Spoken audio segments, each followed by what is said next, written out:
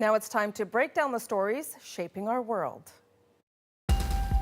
A First Nations mother's fight against forced sterilization. It happened to me when I was so young. I was 21. Scarred but defiant, she shares her journey to again grow her family. But first,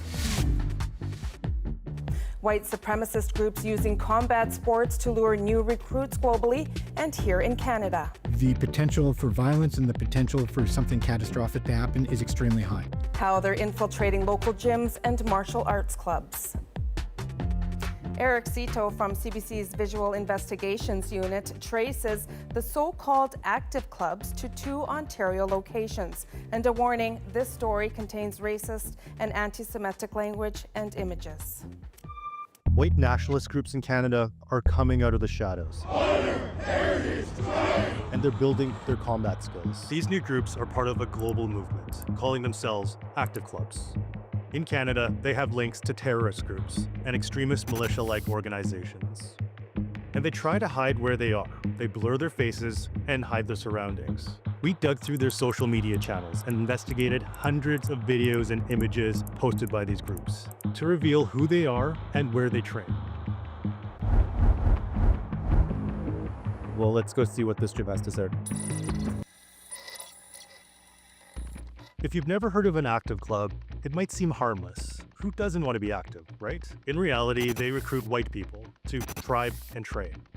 Basically, they're fascist fight clubs, and they're on the rise around the world. In Canada, this movement overlaps with violent terror groups. Take Atomwaffen Division. It was a neo-Nazi group linked to multiple murders in the US. It was listed as a terrorist entity in Canada in 2021. That's when many former members joined active clubs. And as we're about to show you, there's a bit of a theme here. This is probably one of the fastest growing far-right extremist threats in Canada. Now, these groups say they're not looking for fistfights in the streets, yet they often refer to a looming global conflict and a time when civility will be unnecessary. These are people that in many cases are training for what they believe is to be an upcoming race war. The potential for violence and the potential for something catastrophic to happen is extremely high. One of the main groups behind this mass demonstration in Toronto is Nationalist 13, or NS13, based out of Hamilton, Ontario. Members are open about their views. In this video from NS13's Telegram channel, one of their members poses with a Nazi lighter.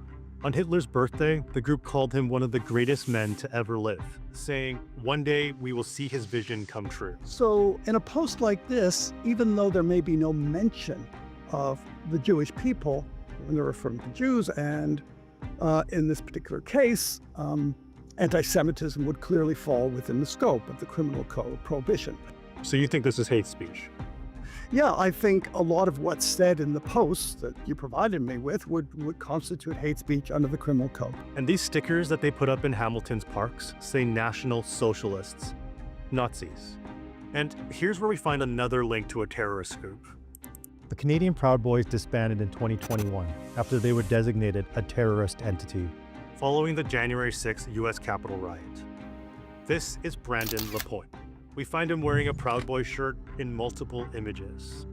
He's now a prominent member of NS13, and we match his tattoos, rings, and his shorts in this image posted by the group. We locate where they've been in Hamilton, in city parks, like Myrtle Park, here. You can see that this building matches exactly. We went to this location and every other to confirm ourselves. They've been sparring in broad daylight, like in this video from Gage Park in Hamilton. You can see the bathroom here and dome here match. Yeah, this is Gage Park. Oh, shoot. And that's even closer towards the children's garden specifically. Ugh, that's really upsetting to see. Yeah, I think it's a serious public safety concern. The rise of extremist organizing is a national security threat. So public parks are one thing, but we also find them in privately owned gyms, which they try to hide by obscuring the images they share. Nationalist 13 have a ton of pictures at this gym, with members often sparring or posing in the boxing ring. In another photo from the gym, this NS13 member is wearing a Will to Rise shirt. Will to Rise is a clothing brand that markets itself to active clubs. There aren't many clues visible in these videos, but we spot this one. In this video, you can see the edge of this boxing glove decal here. It matches up with this promotional video for Amazing Fitness, a popular and family-owned gym in downtown Hamilton. The ring and the windows match too. And upstairs in the weightlifting section, this portion of the wall matches exactly the area behind the man in the Will to Rise shirt. Remember Brandon Lapointe, the NS13 member we identify? Here he is at Amazing Fitness.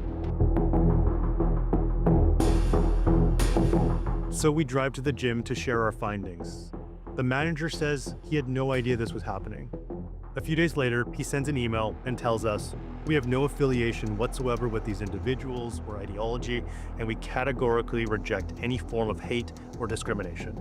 The fact that the gym owner doesn't know that they were training doesn't surprise me at all. It just goes to show how manipulative these groups are, that they are going to lie about what they're doing. Now, let's switch gears for a second. Besides Nationalist 13, there's a new group called Second Sons. Second Sons doesn't call themselves an active club, but they have the same MO. It's an offshoot of Diagolon, a group that's on the radar of Canadian law enforcement, which considers them an extremist, militia-like organization. And Second Sons and Nationalist 13, they actually know each other. This is Alex Friend, a prominent member of Diagolon and now Second Sons. We're doing a great space with the guys from Nationalist 13. Friend is also an open white supremacist. It's very simple. No Jews.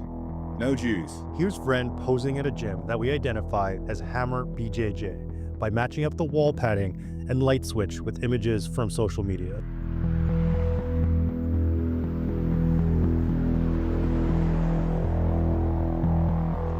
We drive there too to talk to the owner.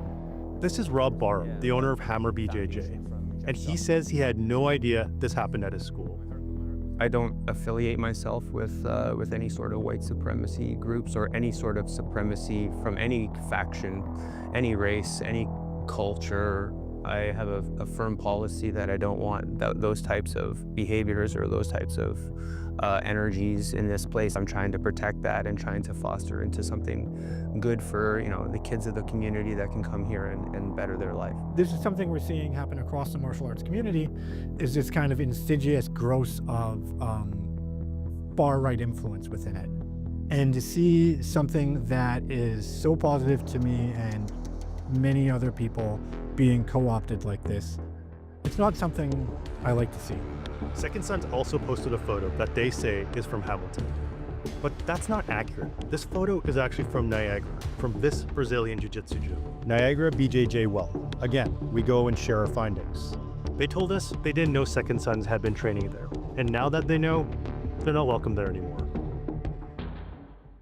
So I just want to note none of the groups, Nationalist 13, Second Sons, or the members we identified in the story responded to our requests for comment. Now, Eric, we saw that these groups have been using gyms, parks, martial arts studios. Is this isolated to Ontario? This isn't an Ontario thing. This is a Canada thing. We saw these groups practicing in boxing gyms and martial arts studios in Quebec, Alberta, even BC, but it actually goes beyond Canada. It's a global problem, right? We saw this problem also in the US. In Tennessee, there was an active club that was operating out of a Brazilian jiu-jitsu gym.